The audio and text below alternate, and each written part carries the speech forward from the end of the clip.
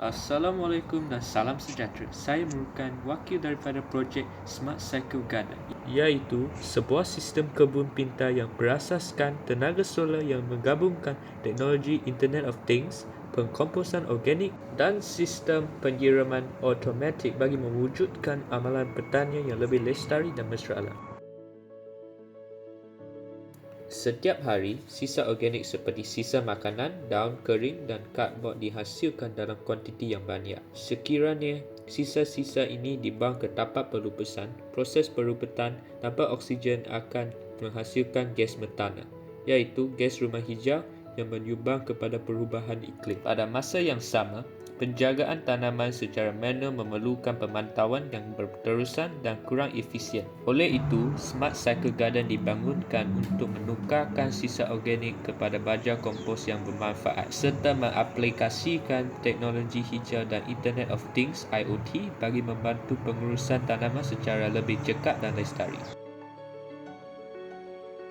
Konsep Smart Cycle Garden adalah menggabungkan teknologi hijau, Internet of Things (IoT) dan amalan pertanian lestari dalam satu sistem yang lengkap. Tenaga elektrik dijana menggunakan panel solar dan disimpan di dalam bateri LiFePO4 untuk membekalkan kuasa kepada keseluruhan sistem.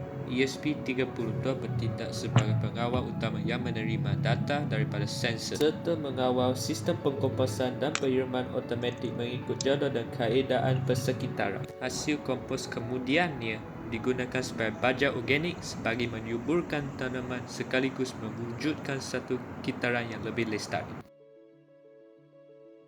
Drum pengkomposan mekanikal berfungsi untuk mempercepatkan proses perubetan sisa organik melalui putaran yang lebih sekata, sekaligus meningkatkan penggunaan di dalam drum.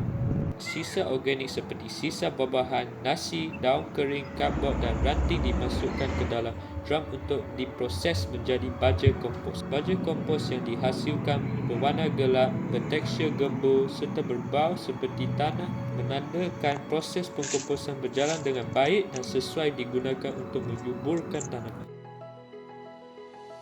Sistem penyiraman automatik Smart Cycle Garden menggunakan air hujan yang disimpan dalam tong simpanan sebagai sumber utama pengairan.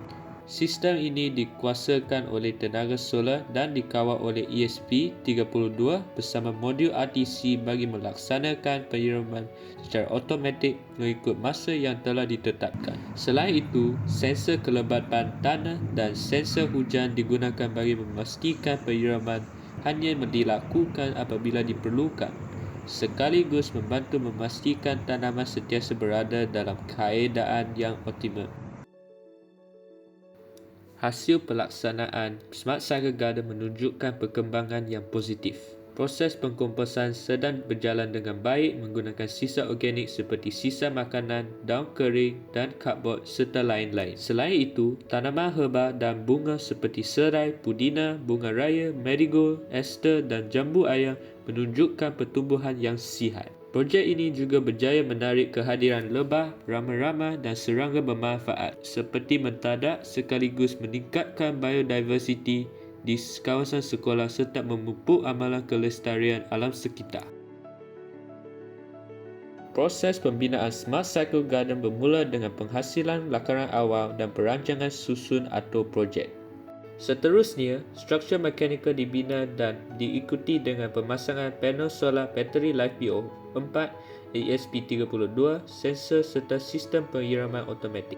Drum pengkomposan turut dibangunkan bagi memproses sisa organik kepada baja kompos. Akhir sekali, tanaman herba dan bunga ditanam serta sistem diuji dan ditambah baik secara berperingkat bagi memastikan setiap komponen dapat berfungsi dengan baik. Projek ini berjaya disiapkan hasil kerjasama ahli kumpulan guru pembimbing, ibu bapa dan kelab pencinta alam. Secara keseluruhannya, Smart Cycle Garden berjaya menggabungkan teknologi hijau, Internet of Things (IoT) dan amalan kita semula dalam satu sistem yang lestari. Diharapkan projek ini dapat menjadi inspirasi kepada warga sekolah dan masyarakat untuk mengamalkan gaya hidup yang lebih mesra alam. Terima kasih.